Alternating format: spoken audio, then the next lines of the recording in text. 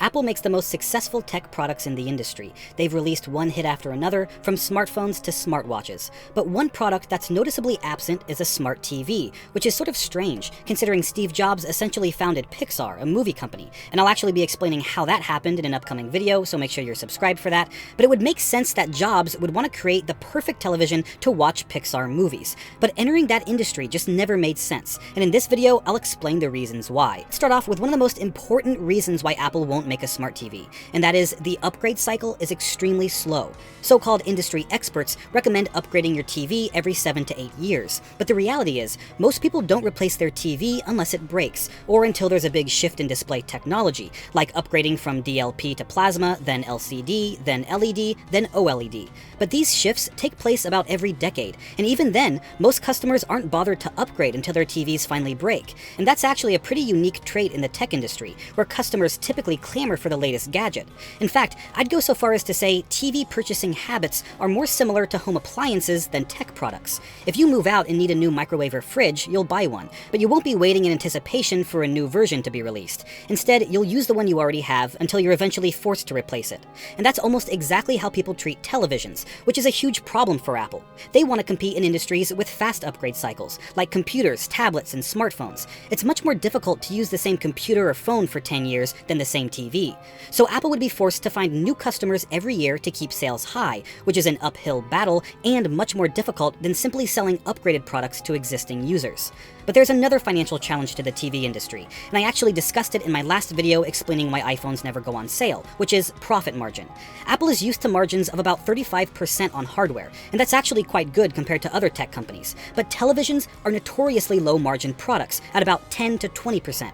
So when you combine low sales volume with low profit margins, you get an industry that simply isn't worth Apple's effort. But let's say, hypothetically, Apple did create a high-priced smart TV that delivered their desired 35% margin. What exactly would make their model so special to command a substantially higher price? A TV isn't like a computer, phone, or tablet. It doesn't rely on an advanced operating system or constant user interaction. It's just something you stare at while enjoying content. And while you can add a great software interface and app ecosystem, that wouldn't be nearly enough to justify a significantly higher asking price. The number one feature television customers care about is the quality of the display panel. The contrast ratio, refresh rate, brightness, pixel density, all these things take center stage in customers' minds. And to be honest, that isn't Apple's area of expertise. Although they do design some great displays for their products, the manufacturing is always handled by a third party like Samsung or LG, and these companies also happen to have a stronghold on the smart TV market. So an Apple television would essentially be a Samsung panel in a slightly improved enclosure with some extra software features.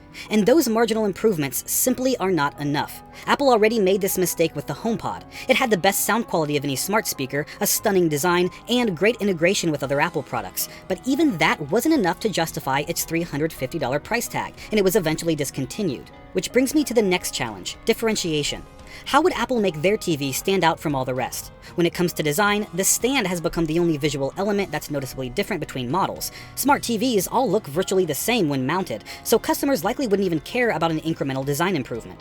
As I mentioned earlier, Apple could improve the operating system quite a bit and add an app ecosystem, which would be valuable. They could also create a remote that's more advanced and intuitive, and they could integrate other Apple products seamlessly. Those would be the headlining features of Apple's television that would differentiate it from others. But the thing is, almost all those improvements are software-based, with the only hardware being a remote. So it turns out Apple didn't need to make a smart TV at all. The software is what adds value for customers, not the display panel, stand, or power cable. And it just so happens that software is Apple's area of expertise, and something they can do better than Samsung or LG. But the best part is that software is cheap. There's no manufacturing costs, investment in laboratories or fabrication, and no huge boxes to ship or store in warehouses. That's why Apple focused on creating TV software instead of creating the TV itself. People already had televisions, so it's much easier to sell them a $150 box of software that transforms their TV experience rather than a completely new $3,000 or $4,000 television. And that box of software is Apple TV, which solves all the problems I mentioned earlier. The product itself is tiny, so it's cheap to manufacture and ship. It doesn't need lots of expensive components, so Apple can ensure a high profit margin.